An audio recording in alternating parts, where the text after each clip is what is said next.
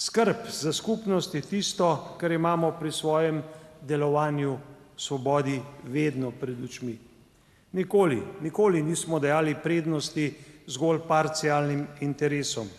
Vedno smo se trudili iskreno poskrbeti za vse družbene skupine, za vse generacije, tudi za tiste, ki so bile do nas upravičeno ali pa neupravičeno kritične. Ker cenimo delo, smo za vse zaposleni uvedli novo pravico, neobdavčeno božičnico.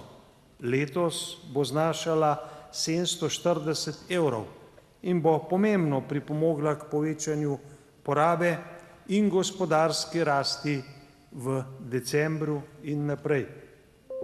Ker v Svobodi spoštujemo tudi preteklo delo, smo uvedli zimski dodatek za upokojence.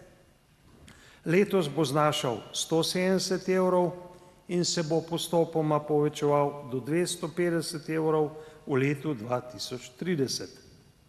Z izvedbo izjemno zahtevno pokojninske reforme pa smo poskrbeli, da se bo odmerni odstotek postopoma zviševal na 70 odstotkov v letu 2035.